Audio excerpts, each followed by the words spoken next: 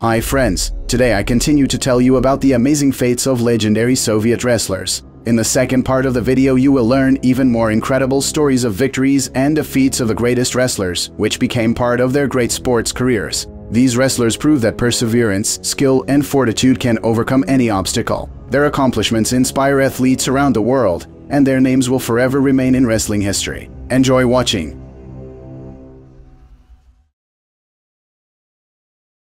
The following was said about this wrestler on the mat: he is a leopard who slowly creeps up and conducts a lightning fast hold, unexpected for the opponent, whether it is a hold in the rack or in the parter. A fighter absolutely extraordinary with his own technique and tactics of wrestling, an athlete who fights from the first second to the last.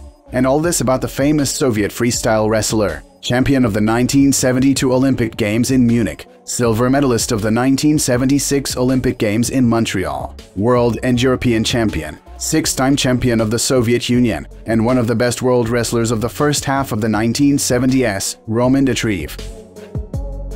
Roman Dmitriev was born on March 7, 1949 in the village of Bestiak, Zhigan district, which is located near Yakutsk. He started practicing freestyle wrestling at the age of 13. At the age of 17, he became the champion of the Youth Spartakiad of the Peoples of Yakutia, and at the age of 18, the champion of the Spartakiad of Schoolchildren of the Soviet Union.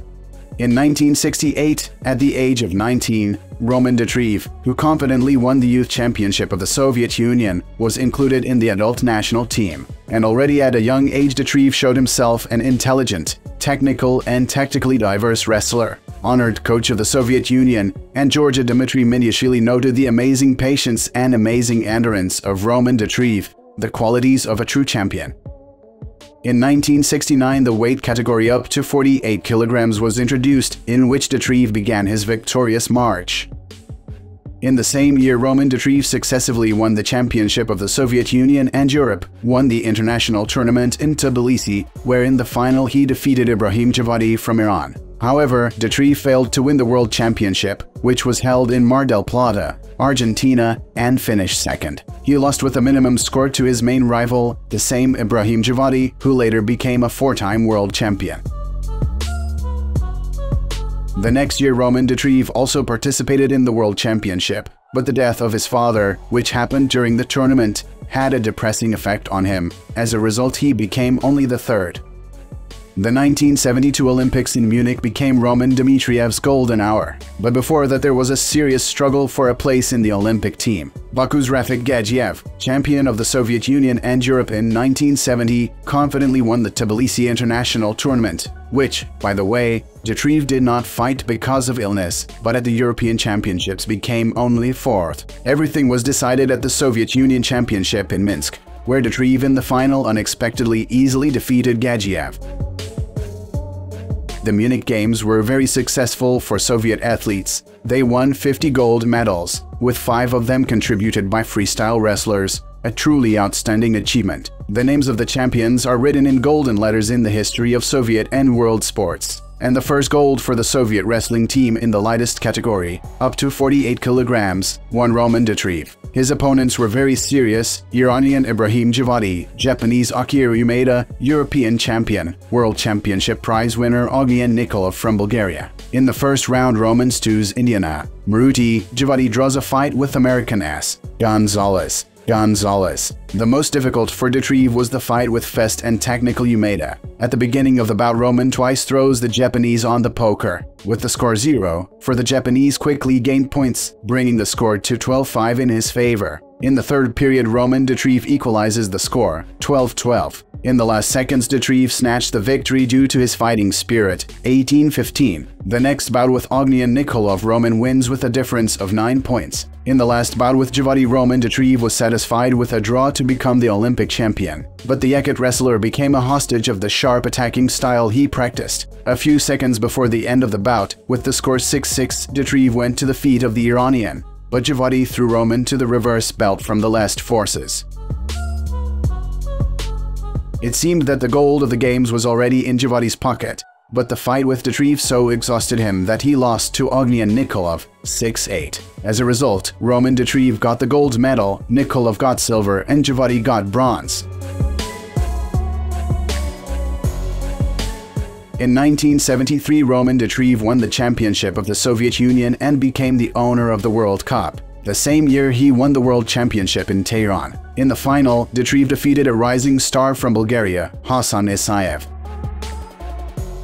In the Olympic year of 1976, Roman Dmitriev won the Soviet Union Championship, the Tbilisi International Tournament, and became the owner of an Olympic ticket. In Montreal, Dmitriev confidently defeated all his rivals, and it seemed that nothing would prevent him from becoming Olympic champion for the second time. But the unexpected happened. In the last bout with Japanese Akira Kudo, with the score 3-2 in favor of Dmitriev, the judges gave both wrestlers a warning and disqualified them a minute before the end of the bout. It was a shock. It should be said that back then the victory was determined by the penalty system. Penalty points for disqualification even exceeded the points for defeat. So, Roman Dmitriev got 4 penalty points for disqualification and immediately moved to second place. But not everything was lost. The last fight between Akira Kudo and Bulgarian of Turkish origin Hasan Isaev decided everything. If Kudo wins, Roman Dmitriev is the Olympic champion. But something happened that I didn't even want to think about. The Japanese was disqualified for the second time and Hasan Isaev became the champion.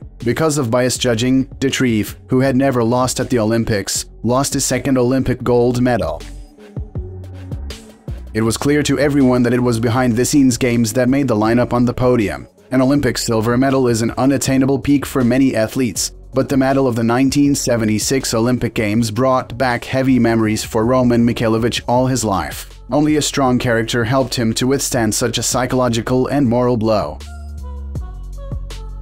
Roman Dmitriev could take part in the Moscow Olympics. In pre-Olympic 1979, he won the 7th Spartakiad of the Peoples of the Soviet Union and the Tbilisi International Tournament, and in Olympic 1980, the Championship of the Soviet Union. But for the Olympics, Soviet Union head coach Yuri Shakhmirodov took young Sergei Kornelev, whom Roman Dmitriev had defeated in the final of the pre-Olympic Soviet Union Championship. However, the third place taken by Kornelev at the Games in Moscow later questioned the choice of the coaching staff.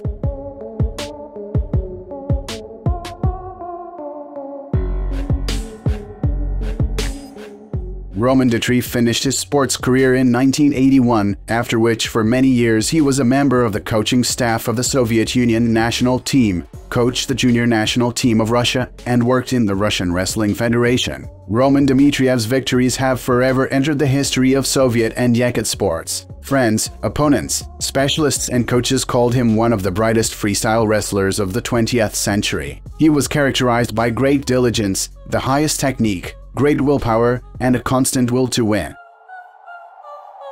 On February 11, 2010, Roman Dmitriev passed away. He was only 60 years old. For all his numerous victories and regalia, Roman Dmitriev's sports fate can be considered tragic. He had every chance to become a 3-time Olympic champion, but it did not work out. Roman Dmitriev remained in people's memory not only as a great athlete, but also as a person with a capital letter. And people remember such people for centuries.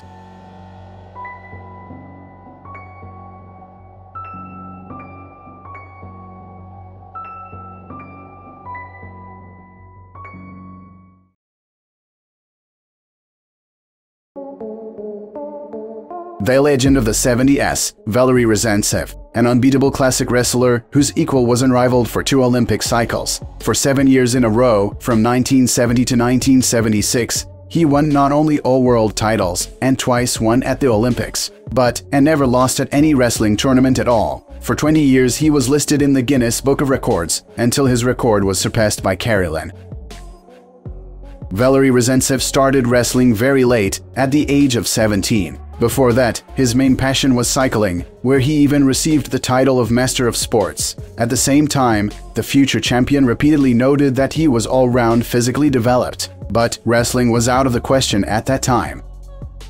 It happens that someone is sent to the section by parents, someone goes for company with friends, but Rezantsev came to wrestling from the street. Literally, Greco-Roman wrestling coach Vadim Seryov once noticed a group of workers laying cobblestones on the road, and Seryov's gaze stopped on a young boy who was having fun with 50-kilogram stones as if they weighed nothing. He approached the boy named Valery, introduced himself and invited him to try wrestling. 2 years after the beginning of classes went the first successes. In 1965, Rezantsev became 5th at the Spartakiad of the Peoples of the Soviet Union, then became consistently 2nd and 1st at the tournament named after Ivan Podobny. However, the fight was given to him at first very difficult. He even wanted to quit everything and do something else. But in difficult moments, his coach found the right words. The first and the last mentor became a second father for Rezantsev, and as soon as victories began to come, the desire to quit wrestling left. Rezantsev practiced in the Almaty club Dynamo, and then the Kazakhstani school of wrestling was rightly considered one of the best in the Soviet Union. Almost at every Olympics and at every World Championship, athletes trained in Kazakhstan brought the country medals. But even against this background, Valery Rezantsev became special. He won 98% of his victories with one and the same technique, transferred to the parter with a push, which was invented by Roman Rura. Wrestlers nicknamed this move the Bull.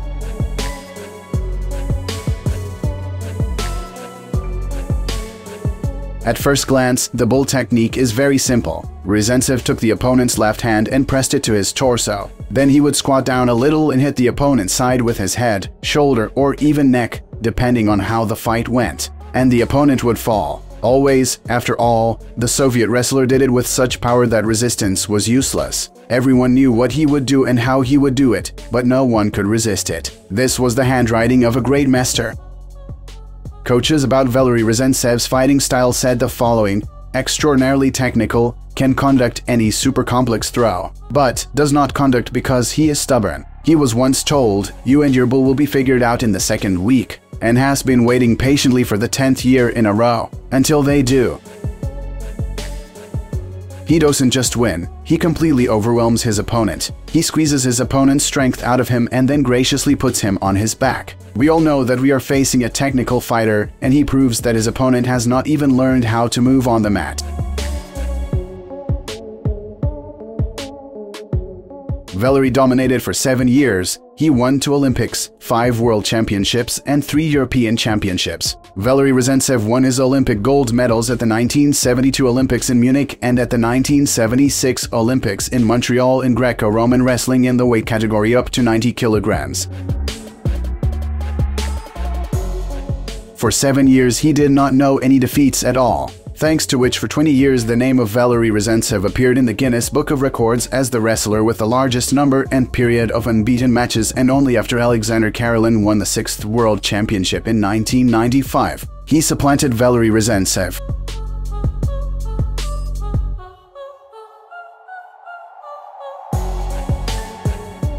After the end of his sports career in 1976, Valery Rezantsev started coaching. For a long time, he was a member of the coaching staff of the Soviet Union national wrestling team, and at the 1992 Olympics in Barcelona, he was the coach of the United team. Since 1981, Rezantsev has also officiated at various wrestling competitions. In 1982, he was awarded the qualification of International Referee Extra Class, after which in this capacity he worked at 20 World Championships, being recognized at home and abroad as one of the most authoritative specialists.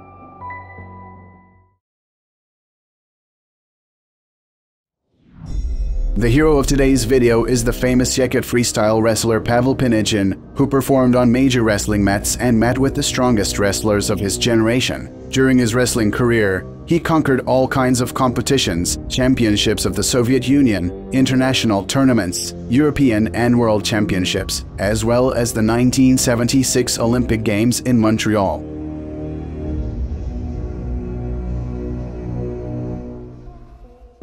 Pavel Pinigin was born in 1953 in the village of Dyring in Yakutia. He started wrestling in 1964, and since 1966 his mentor was the famous Soviet coach Dmitry Korkin.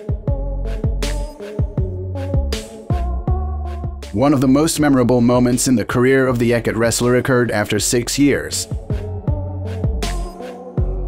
In 1972, 19-year-old Pavel Pinigin had a chance to take part in a match between the United States and the Soviet Union in New York. In his weight class on the opposing side was declared 3-time champion of the United States, winner of the Pan American Games, world champion and Olympic Games in Munich Dan Gable, the strongest wrestler at that time.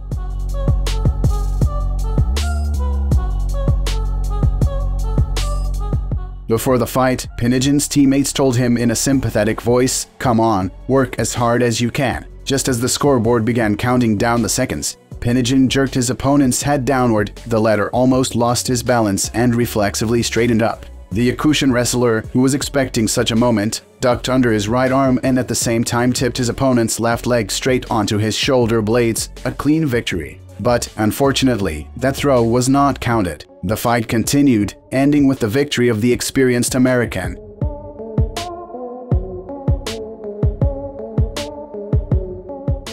At that time, Pavel Pinigin could not become the champion of various major competitions for quite a long time. He was always taking silver medals. World Cup, World Universiade, Soviet Union Championship, international tournaments in Tbilisi and Tehran. All of them were marked by second places on the podium.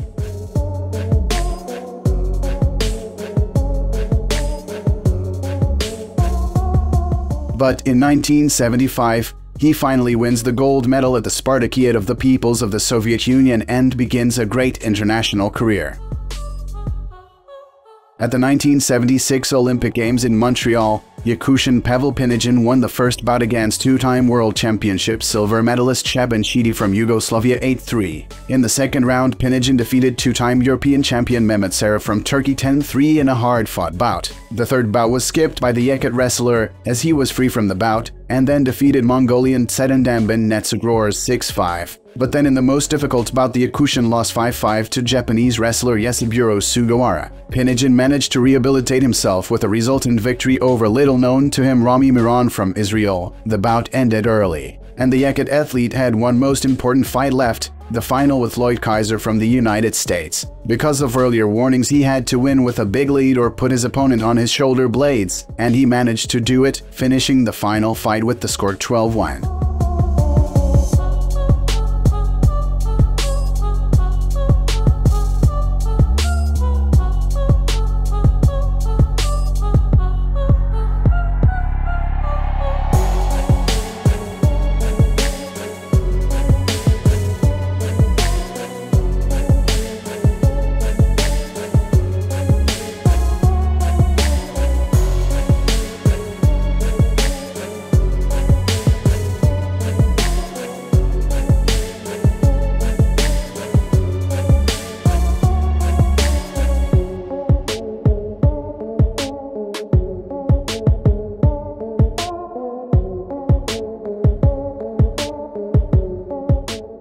A wrestler from Yakutia, 23-year-old Pavel Pinigin climbed to the top step of the podium at the Olympic Games in Montreal.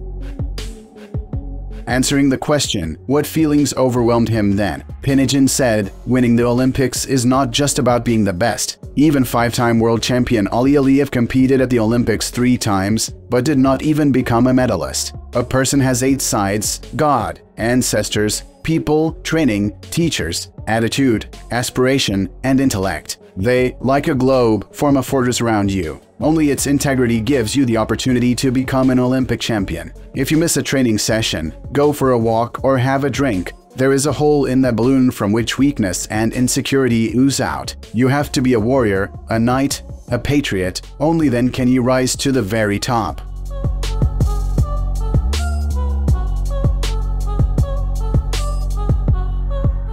And speaking of his signature technique, he said the following: "Wrestling without stopping, loading the opponent and applying speed. That's my technique. Quickness of a fighter defeats brute force. A winner should always have a constant attacking style, because the best defense is offense. It doesn't matter if you are losing or winning in the course of the match, you should always go forward. Don't give your opponent a chance to breathe. That's the most correct and error-free style. That's the winning formula."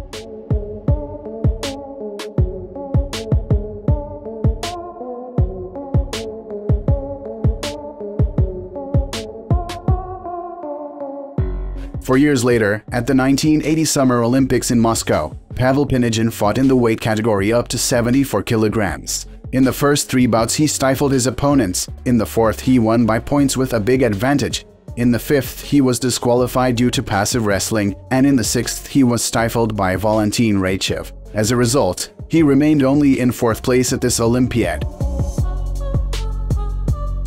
During his career, Pinigin won the following titles: Olympic champion in 1976, 3-time world champion in 1975, 1977 and 1978, Two World Cup winners in 1976 and 1977. European champion in 1975. Silver medalist at the 1972 World Cup. Silver medalist at the 1973 World Universiade. Champion of the Soviet Union in 1976. Silver medalist at the 1974, 1977, 1978 and 1980 Soviet Union Championships. Champion at the 1975 Spartakiad of the Peoples of the Soviet Union. Silver medalist at the 1979 Spartakiad of the Peoples of the Soviet Union and veteran world champion in 1993.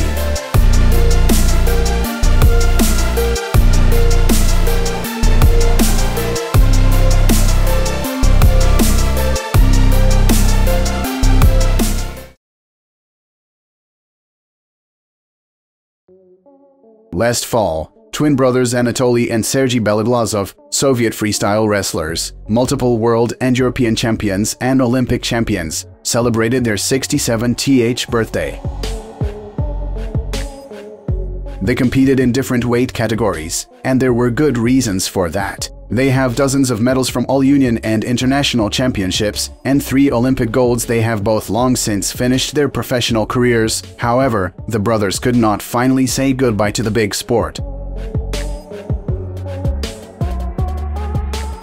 The future athletes were born in Kaliningrad in 1956, September 16th, in a simple working family. Anatoly is considered the eldest of the brothers because he was born 15 minutes earlier than Sergei. The boys from childhood were active, restless, and tried themselves in various sports. Seriously engaged in wrestling, brothers began at the age of 14 years. And their first mentor was an honored Soviet coach and master of sports of the Soviet Union in freestyle wrestling, Granit Ivanovich Toropin.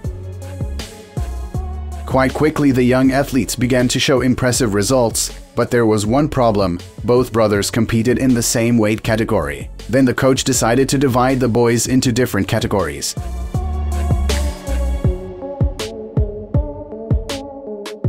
The coach explained his actions by the fact that there are no closer friends in life than brothers, but there are no more cruel and ruthless opponents in a fight than brothers.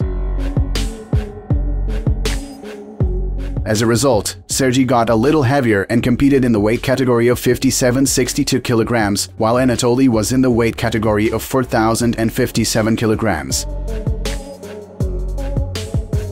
After graduating from school, both brothers entered the Krasnodar State Pedagogical Institute, and in 1977, after receiving their diplomas, the brothers, together with their mentor, moved to Kiev.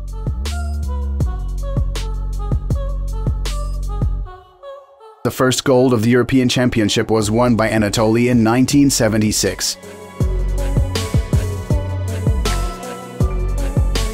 In the weight up to 48 kilograms. A year later, he won his first gold medal at the World Championship, and a year later he repeated this achievement.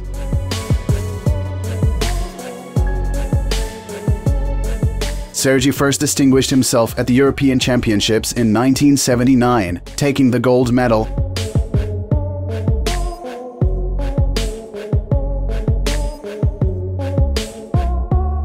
And in the same year, he won the silver of the World Championship in the weight up to 57 kilograms. The brothers wrestlers were preparing for the home Olympics especially carefully, which is eloquently evidenced by the gold medals they won. By the way, a rather curious incident was connected with these games.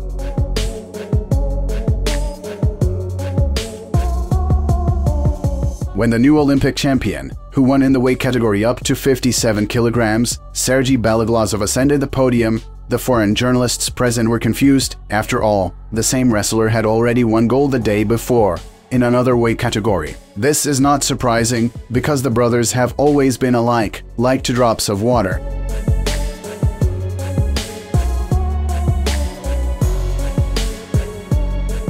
After the United States boycotted the Olympics in Moscow, the next games in 1984 in Los Angeles were held without Soviet athletes, and so the first place in the team standings went to the Americans.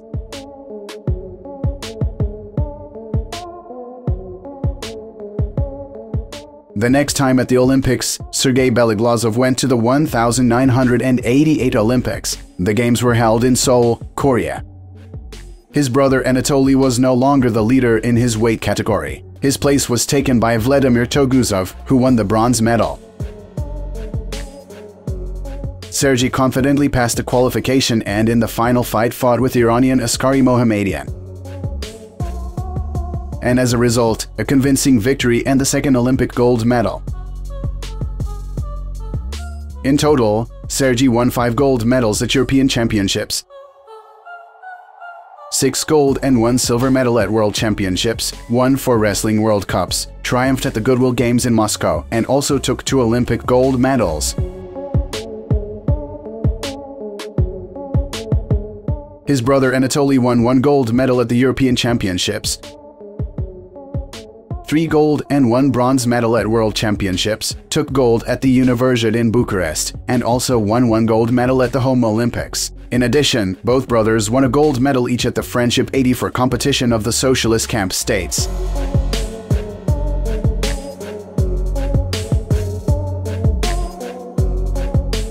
Having finished their professional sports careers, both Sergey and Anatoly found their calling as mentors. Anatoly worked as a head coach of the Canadian Olympic team for 6 years and coached the Australians for 2 more years. Then he was offered to head the national team of Belarus. He was required, first of all, to radically change the training processes in the main team, as well as to raise and popularize freestyle wrestling in the country. Now he is a senior freestyle wrestling coach of the regional public organization called CSK Wrestling Club. In addition, Anatoly is the head coach of the Russian youth national team.